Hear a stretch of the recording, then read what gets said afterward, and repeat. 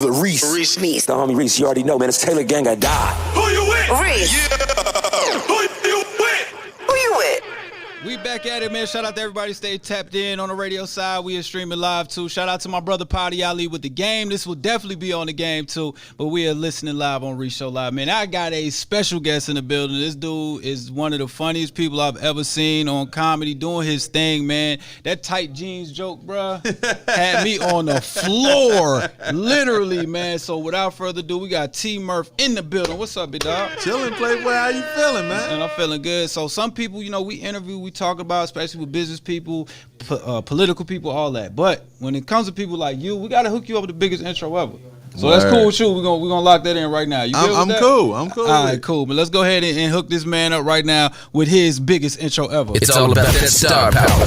Stay tuned because you know Reece is going to have one of your favorite stars with him today. Stay tuned. All right, here we go. T Murph's biggest intro ever. Chicago's own tour stages up throughout the Midwest, giving audiences belly-aching episodes while performing.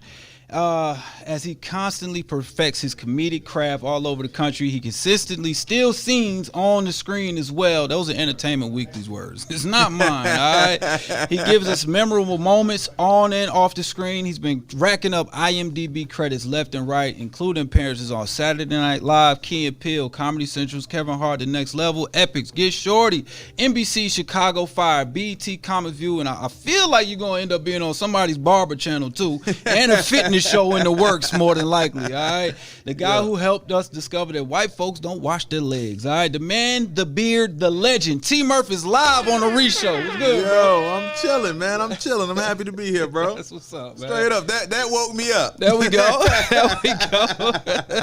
Man, a lot of people, obviously, they know you from your stand-up. They know you from these different TV shows. Obviously, they know you from Woke on Hulu, bro. It's funny as hell. Great show. Thank you, bro. I love the angles because it's like, it shows different layers of us. Exactly. You know what I'm saying? Exactly. Doing different things. You guys are all comedic, but you also had those serious scenes as well. You know what I'm saying? But let's talk about you early because I want to catch people up, you know what I'm saying, of who you are. Yeah. And then as a comedian actor, we get into that in a second. So like early, growing up in the Chi, what was life like? What was T Murph, you know what I'm saying, growing up? What was you doing? Man, bro, I mean, honestly, bro, I was dancing. I was a dancer. I used to footwork, you know, be in dance groups, all that.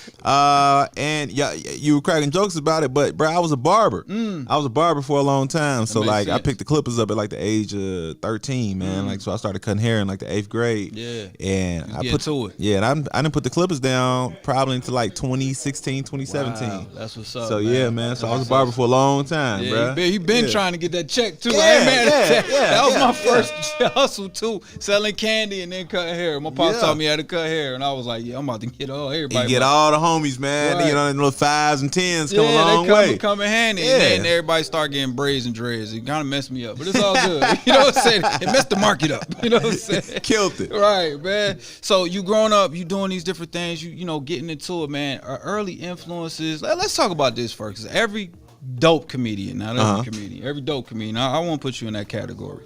They had that moment when they realized, damn, I control the floor. When did that happen for you? Was it like in school or something? Like when was it?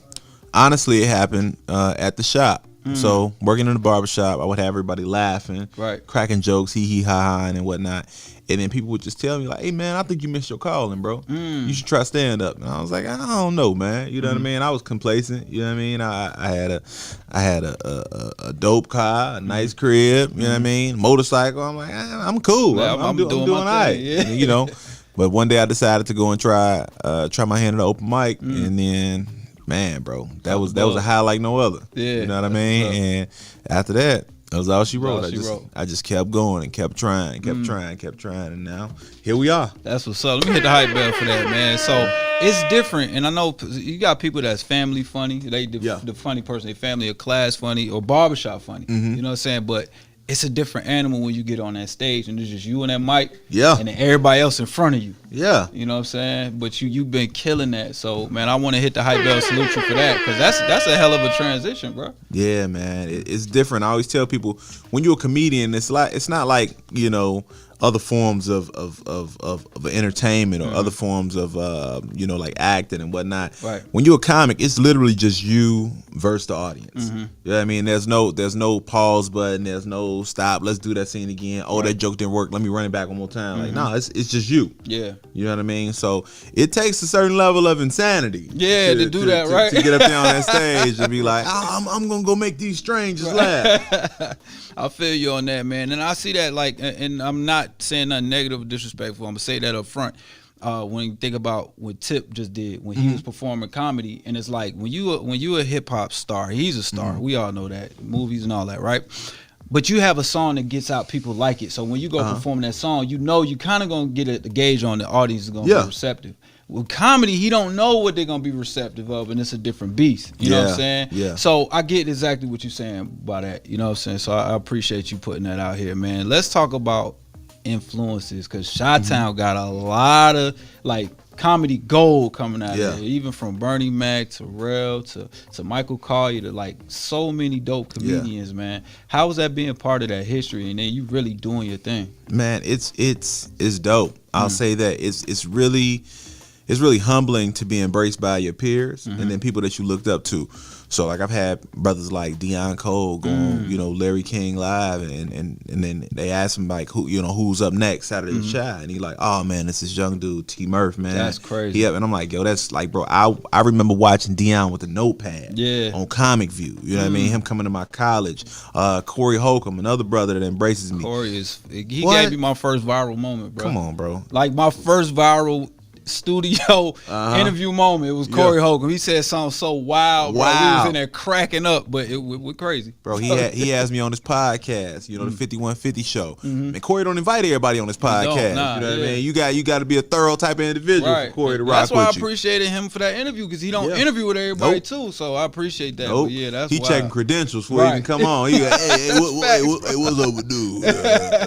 That's you know, D-Ray, another brother that's always showed love, you know, nothing but love and respect. Leon Rogers, and I mean, even the new class of comedians, you got brothers like Calvin Evans, Just Niche, who killing the game. Definitely. You know what I mean? My homie M Brown, who was on Laugh Mom's Laugh Tracks. Like, it's so many great comedians that come out of the city of Chicago, and just to be a part of that, man, it's humbling for me. Dope, man. We hit that hype bell one time for the shot, man. And you hitting these stages, you on tour, you going coast to coast, and I know you kind of gotta adapt kind of a little bit to each crowd, but then you make a shift kind of too, because you playing on two different playing fields. Yeah, because you in front of the camera too, doing your thing as far as an actor wise. Like, how do you have to switch? How hard is it to switch gears for you, or is you just doing you? Man, I'm just doing me at this point. You know what I mean? Because everything is just.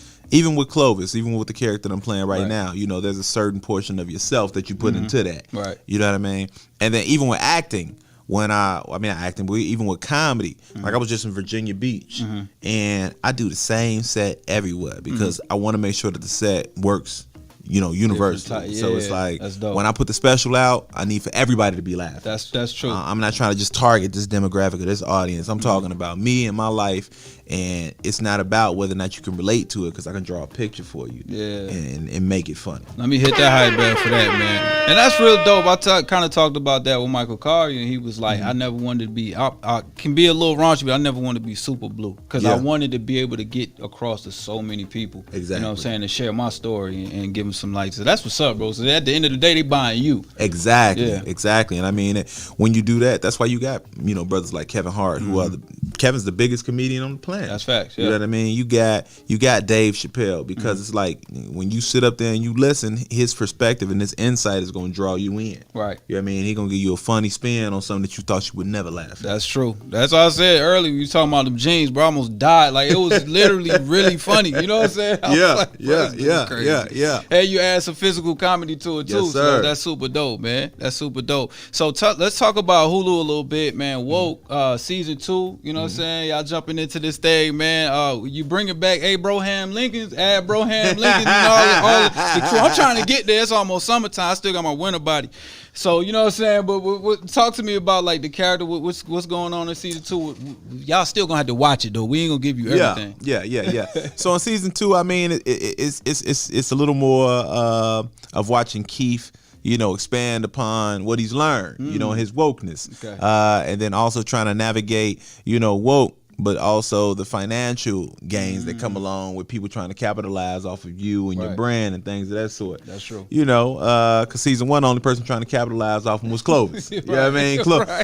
Every turn, Clovis like, don't worry about it. Go ahead and put you right where you need to be, Playboy.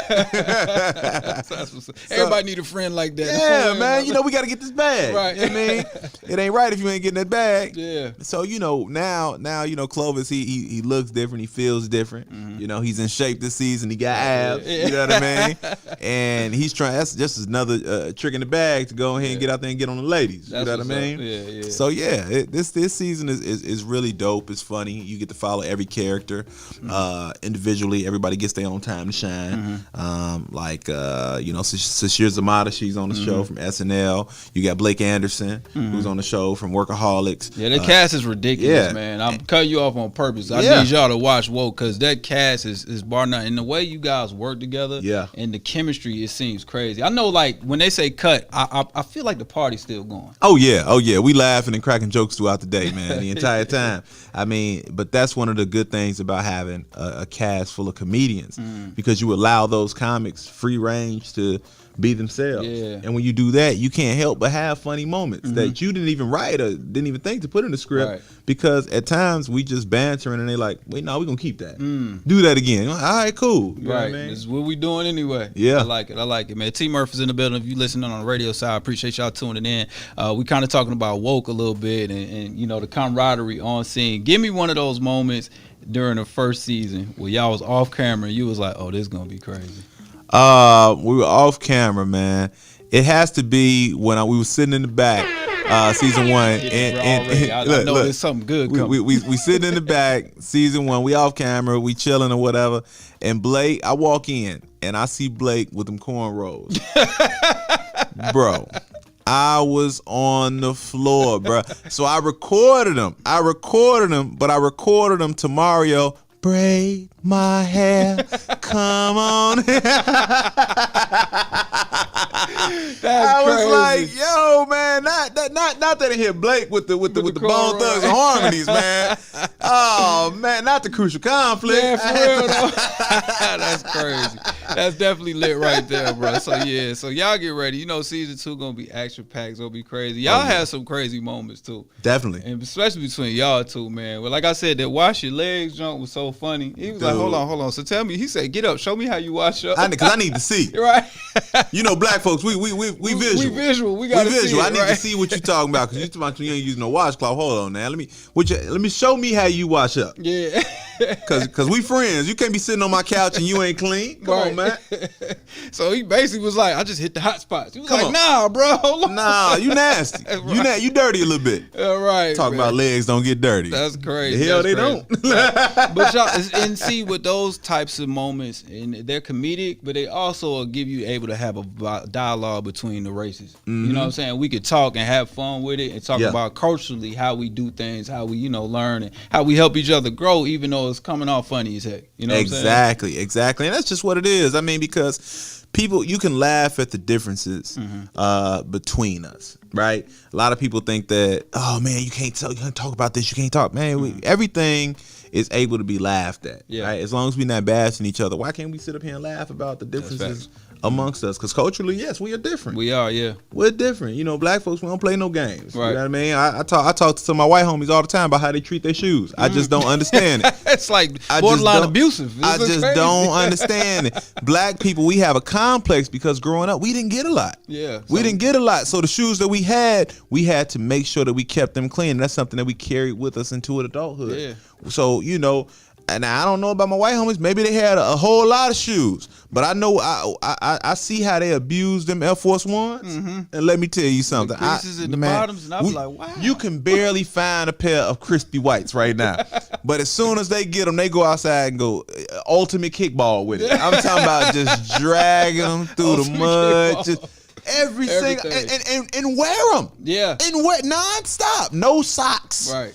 just raw foot in shoe. In the shoe. I just come on, no man. protection. They just out here, they wilding, man. That's black folks ain't doing that. Nah, you know that song "Make It Last Forever." That wasn't about a girl. It was about a fresh pair of Jordan 1s. You know what I'm saying? I'm talking about. I remember the little white Yeah, I got one at the crib right now for nostalgia. You know what I'm saying? Hey, we used to. It was so much cake up on that shoe. We had a whole new layer of white. The stitching was covered up. Man, for real. We was trying to tell me about put some hot water and some comic on a toothbrush. What? Bro, I'm telling you. Had one of them little cups out the bathroom that you used to use to gargle, and you fill it up, put a little pinch of bleach in the bottom and fill it up with steaming hot water and just be in there going crazy. Trying to hit come on, man. Then your mama get mad because your toothbrush dirty. Hey, but when shoes clean, though. Shoes clean. That's what I'm talking about. That's crazy. We got T Murph. We got chopping it up, man. It's definitely been a pleasure, man, kicking it with you, man. But I do want to commend you on the fitness journey, man. I see you getting people motivated. You know what I'm saying? And then people that watch the show and the new people that come in, they see a different character. If they go back and find you on IG, you kind of helping people. You know what I'm saying? Getting the fitness. Definitely. Why was that important for you to show everybody? Because for me, it was a rough journey at first. You know, it's not that I didn't want to get in shape, but just having to go in there every day, convince yourself, and be like, all right, I'm gonna go do this. Yeah, that's almost the hardest part. It's hard. It's hard, and a lot of people don't understand that. You know, once you get past that phase, it doesn't become easy, but it definitely makes it easier to be able to say, all right, I'm gonna get up today, even if I'm not gonna go and strength train, I'll go and walk, or I'll go and run, or I'll do some push-ups. So I'm gonna download this app and do a 15-minute workout on my phone. Like it's so many different ways to just be able to get to it. You know what I mean? So I used to have excuses, man, and one day I just I put all my pride to the side. I got myself a trainer, and I started working with them because it's easier for somebody else to whoop your behind and get you to working. Yeah, it's accountability. I mean? Yeah, and it's an investment. You know us, we put some money into it. Oh, we're going. Do it. You know what I'm saying? We're gonna do it. We're going. You're gonna just get that money up. Right. So yeah, man. So I just wanted to show people that it can be done. And people always ask me, man, what did you do with it? And I let them all know. You know, I did keto at the beginning. You know, to drop the weight. I did high intensity training with this brother. I was doing it 5 times a week. In 2 days, I would go with a trainer and do it.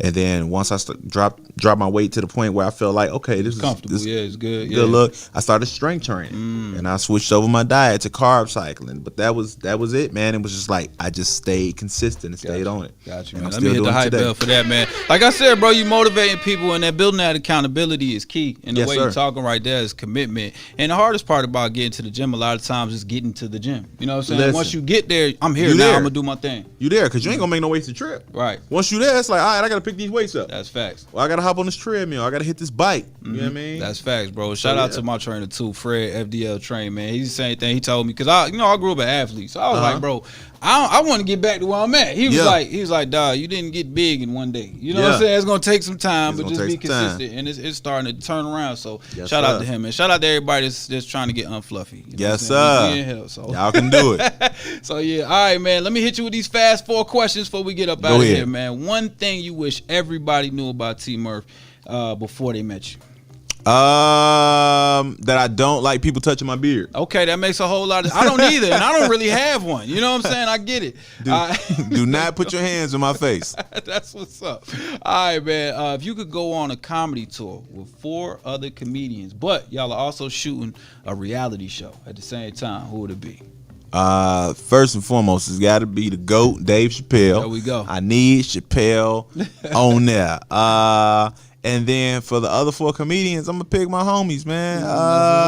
You know, I'll rotate them in and out. I'm gonna go with M Dubs. I'm gonna go with Calvin Evans. I'm gonna go with M Brown, and I'm gonna go with Just Niche. I'm gonna just rotate my homies on in and out. That's the hype bell for that. That's gonna be a hell of a show and a tour. Matter of fact, somebody pick that up now. I just need like 1 producer credit. I'm trying to tell you because Chappelle gonna sell it out anyway, so it don't matter. It don't matter who else on the bill. Once you put Chappelle on it, all the dates sold out. So just let us bring our friends, and we gonna kill it. That's a fact, man. All right, you into fitness, but what's your favorite cheat meal? My favorite cheat meal has to be pizza. Okay. Pizza, man. From the shop, so you know pizza. You know real pizza. Yeah, but I hate that deep dish pizza. That's like one New thing. York, yeah. But we got that in Chicago too, though, and it's a hit. Okay. It's a hit. That's what's up. All right, man. I usually ask people one piece of advice they would give themselves at 18. If you go back and tell T Murph something at 18, what would it be? Use condoms. There you go. On that note, we in there, man. I would tell me the same thing. Kids are real. You know what I mean? Real. Kids are real. You dodged some bullets early on, but hey, they real. They real. See, my boy don't shoot blanks either. I ain't mad at all. All right, man. That's T Murph. Your boy Reec. Make sure you check out Woke on Hulu. Season 2 is out, man. And he's got some clips up on his Instagram. Make sure y'all follow him. Tell him where to follow you at. Yeah, you can follow me on any and everything at T Murph. So it's at just TMURPH. Yeah, you can check out my dates I got going on. I'm back out on tour. I'm at Atlanta Comedy Theater tonight, doing a quick drop-in set. TK Kirkland will be headlining. Dope. That's what's up, man. T Murph for the building. Make sure y'all check it out. All right, y'all. We're going to take a quick break. Then we back with Mrs. O on the radio side with Jose at Feed the Hungry. They got a huge event going on in Atlanta. I want y'all to tap in with it. This is Reec Show Live.